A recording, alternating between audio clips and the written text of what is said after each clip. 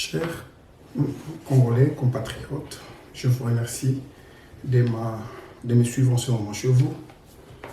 Je voudrais vous parler du développement, le problème et les causes du sous-développement du Congo.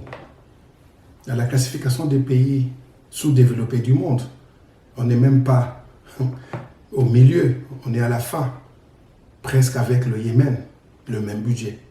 On se pose la question 60 ans après, la situation de nos pays en indépendance.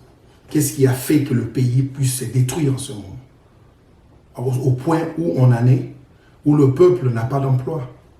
Les étudiants qui terminent leur université sont à la maison, ou sont en train de chercher comment sortir du pays, immigrer vers un autre pays, chercher une bonne vie. Parce que, en regardant son âge, en voyant son âge, il s'est dit, ouais, 40 ans, 30 ans, 50 ans, dans la maison des parents, il faudrait sortir. Mais pourquoi sortir, aller où? Laisser le pays entre les mains de qui? Ces mêmes personnes qui ont travaillé avec Mobutu, qui ont travaillé avec Kabila, ils sont encore maintenant en train de vouloir encore travailler. Oui, on veut bien. Ils peuvent travailler tout au long de leur vie. On n'en a pas besoin, on ne va pas leur contraindre. Mais pourquoi ne développent-ils pas le pays? Tous les investisseurs qui viennent au Congo partent. D'autres sont en train de dire oui, de projets qui ne valent rien. Dans tous les pays du monde où on est passé, où on a travaillé, nous avons vu le développement. On n'a jamais vu à 10 heures de jeunes gens licenciés, gradués, diplômés, en train de passer leur temps au coin des rues, en train de boire à 10 heures du matin. Ça prouve que le pays a un problème d'emploi. Et pourquoi il n'y a pas d'emploi? C'est la question maintenant qu'il y a un nouveau gouvernement. On doit maintenant analyser. Je suis là avec vous. Je veux vous accompagner, cher peuple congolais, pour décortiquer chaque ministère, chaque département, pour voir le problème du sous-développement. Parce qu'il faut mettre les hommes qu'il faut à la place qu'il faut.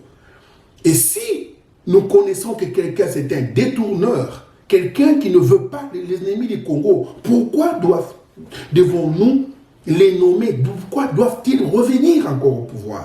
Cela a été créé dans la constitution politique, dans la configuration de l'Assemblée, le poids politique.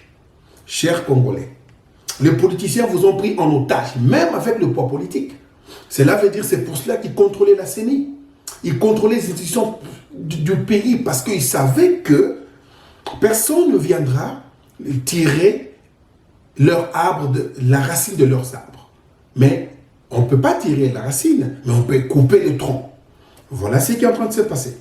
Donc, il est temps de se poser des questions qui fâchent. Oui, beaucoup diront qu'on a le franc-parler. On n'est pas flatteur. Je ne fais jamais le corbeau et le renard. Parce que je vous dis que le Congo a été détruit à cause des flatteurs, des danseurs de chefs. Donc voilà, d'autres même en faisant une vidéo pareille, il va citer les noms. J'en profite pour féliciter tel.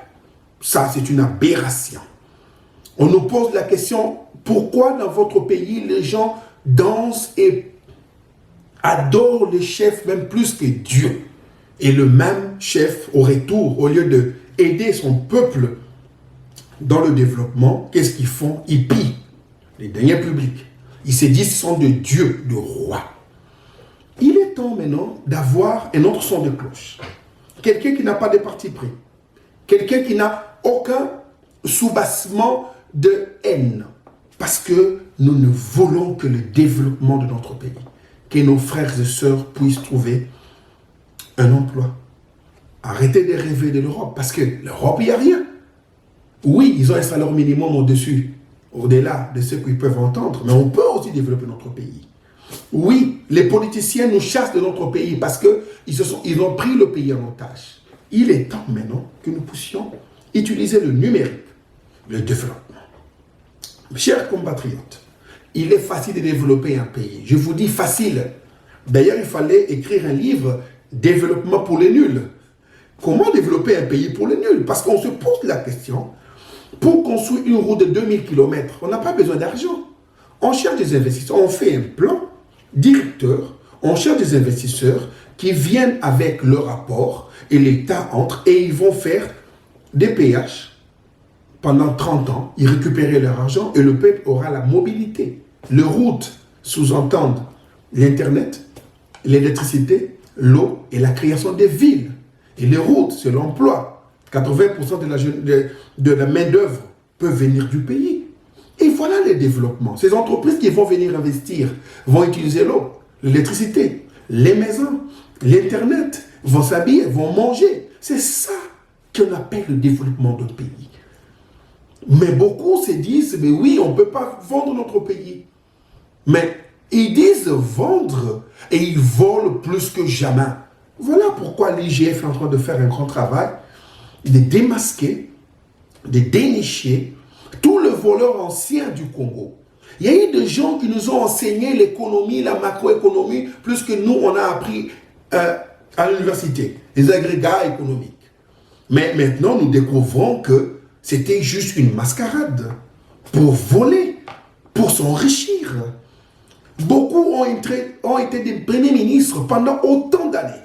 Aujourd'hui, c'est eux qui crient au sous-développement. Quand ils étaient ministres, quand ils font du pays. Il faudrait aussi qu'il y ait un audit avec l'IGF. Normalement, l'audit de l'État ne se fait pas avec l'IGF. C'est la Cour des comptes. Il est temps aussi de demander à la Cour des comptes de faire du buzz pour aller maintenant nous donner aussi l'audit du pays pendant tout le règne de Kabila ou dans les 2 années passées pour voir comment ces gens ont géré les biens de l'État. Et c'est ainsi que nous allons comprendre qu'il y a un problème de mauvaise foi. Nous allons utiliser les fonds parler pour vous dire des choses vraies. Le blocage du Congo, ce n'est pas aller chercher ailleurs, c'est là.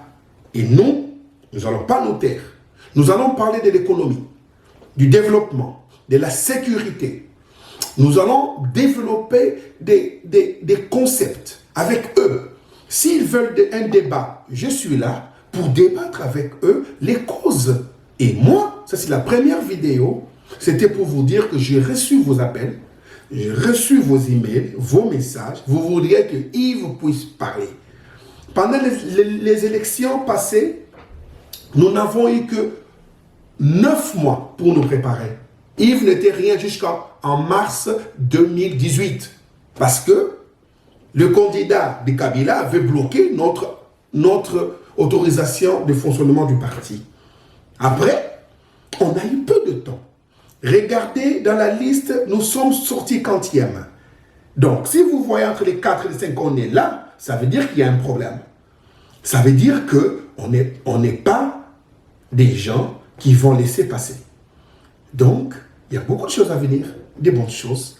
Croyez-nous, nous allons vous dire des bonnes choses. Nous allons vous montrer que cette fois-ci, le Congo va se développer. Je vous remercie.